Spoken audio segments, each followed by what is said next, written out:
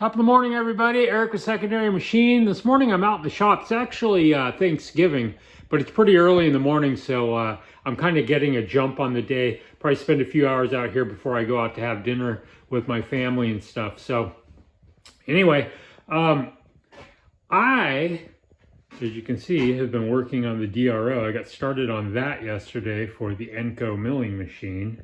I've been talking about the dials and how they don't have a thumb screw so that you can set a 0 on them. And as I suspected, this was just press fit on here. If you look at these, there's no thumb screw on them. Now, when I bring up the PDF for Grizzly's version of this particular tool, they've got the thumb wheel on there so that it's got a set. So I could actually make them, but you know, the truth is I'm putting a DRO on it now, so like, what do I care?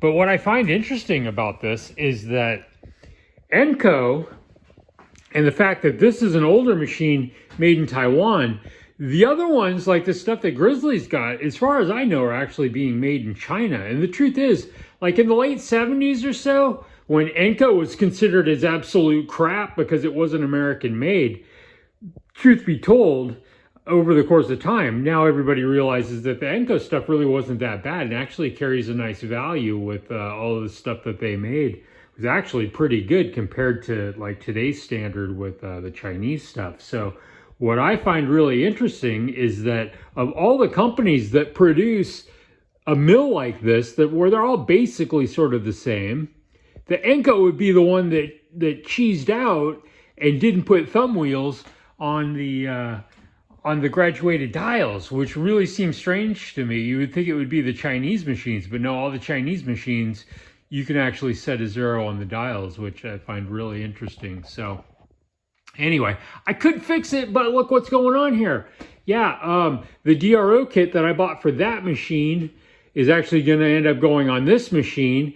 And the X scale, which I did yesterday, which was a little bit too long, and I knew I was going to have to cut it for this, even though I measured and I ordered. They didn't send me what I ordered, but that's a whole other story.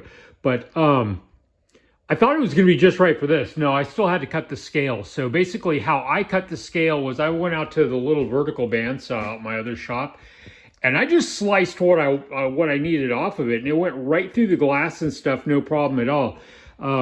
The glass part of it is supposed to be slightly recessed in here, which allows this cap to go on. And so I milled a little piece out of the cap so that it could go on without breaking the glass up in here. I just cut it straight through, and then I actually brought it in here and I milled that cut so that it was perfectly square. Called it good, put the cap back on it, and Bob's your uncle, right? So anyway, that is done. A little talk about shop cleanliness. You know, when I can't find something out here, everything in this shop needs to have its own little home, a place where it belongs.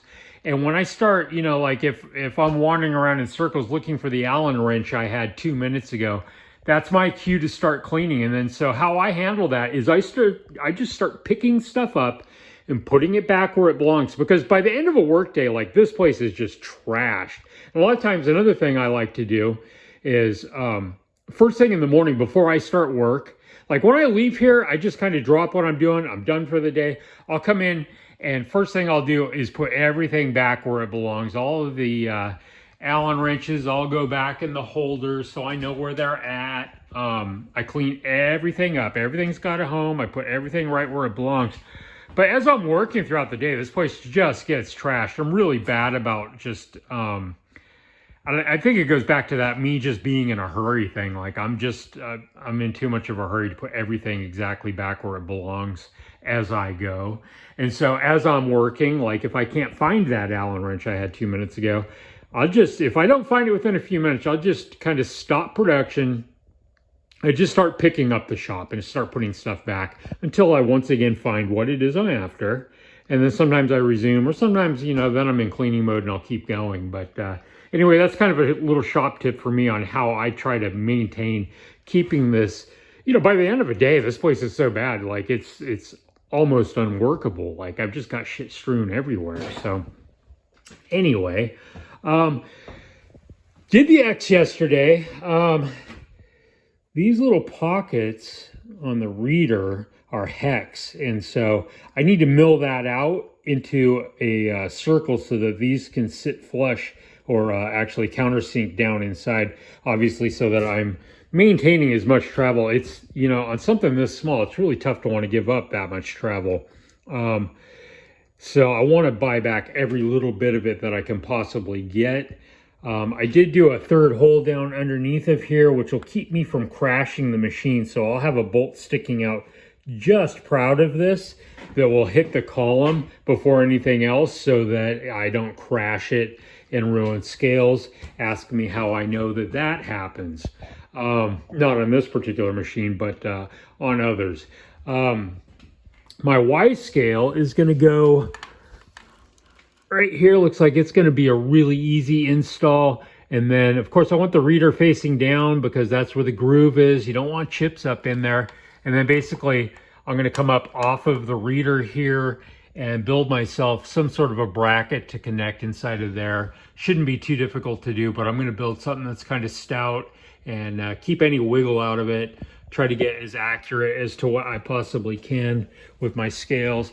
It looks like just initially turning the dials, it's pretty close to being spot on. I'm dropping a few thou, but this still hasn't been set up properly. So there's some stuff in the menuing that you can go through and really dial it in. But definitely gonna like this a lot better than the scales I've always used in the past on stuff is the eye gauging stuff with the skinny little, the readers and stuff. They're just not very good. And I always thought that this stuff would be a lot more, but actually the reality is this kit with 3 scales, I think I paid on Amazon like $260 or something delivered, which is completely reasonable. Like I would have spent that much doing 3 of the eye gauging ones probably, or at least close to it.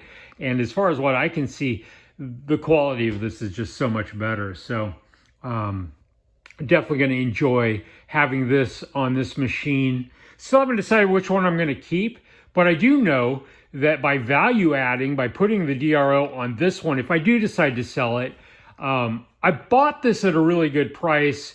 I'll do some value adding to it, and if I do decide to sell it, I'll make a few bucks off of it, which, you know, I don't really consider myself as somebody that flips machines. For me, it's a hobby. It's something I enjoy doing. I know a good buy when I see it, and so I'll pick something up. And a lot of times, you know, there will be a lot of tooling, and maybe I keep some of the tooling out of it, or the machine needs, you know, something fixed on it, or I'll just do value adding to it. But either way, when I go to sell something, I always, you know, I know what the market value is in my area for different tools because I really keep an eye on it. And I never try to gouge anybody when I go to sell. I just simply, you know, I bought this at a good price. I'll do some value adding and I'll sell it for what it's genuinely in my market worth. And I'll pocket a few bucks, which actually has allowed me to really enjoy this as a hobby because, you know, I'm making a little money and I can spend that money on other tooling or, you know, I'm not living off of the money by any stretch, but, you know, it's a hobby. It's something I enjoy doing anyway. Like putting the scales and stuff on this is going to be a really fun little project that I'll enjoy. And if I decide not to keep the machine, it could go to somebody else and be all dialed in and they can enjoy it. And, you know, maybe I pocket a few bucks and get to buy myself something else to play with. And so largely the machining hobby for me has really, for me, paid for itself in a lot of ways. Like the first few tools, like I put the money out there and bought the first few things, and then I've just continued to buy machines and add tooling and a lot of it. Actually, I'm probably going to make a video on how to get into this at it's not like you can get into it without putting any money into it, but if you're smart about what you do, you can really get it to sort of pay for itself largely. So anyway, what else is going on? This bracket, I've been trying to decide exactly where I want to put this. This is just the right width, and there's already a hole there. I could do it at either end, but I think I'm going to have, so this is the bracket so that the arm for the DRO itself will stick out over somewhere in this area over here. Thinking that that's probably what I'm going to work on next. I thought for sure all of the hardware in this kit was going to be M6, but it turned out, and I had everything ready to go, it's actually M5, which is pretty small, but that's what allows to have some room in here for you to be able to slide things up and down. And so I thought about switching everything to M6, but ended up sticking with the M5 stuff. I made, one thing that's really annoying to me is when you go to drill and tap, I made this on the lathe really quick yesterday as a guide so that I could get all of my holes drilled nice and square and then come in with the tap.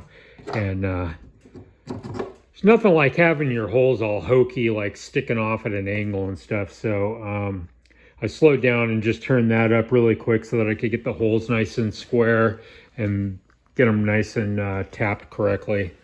So the first scale came out really nice. Got this scale gonna come next. Probably work on the bracket and stuff.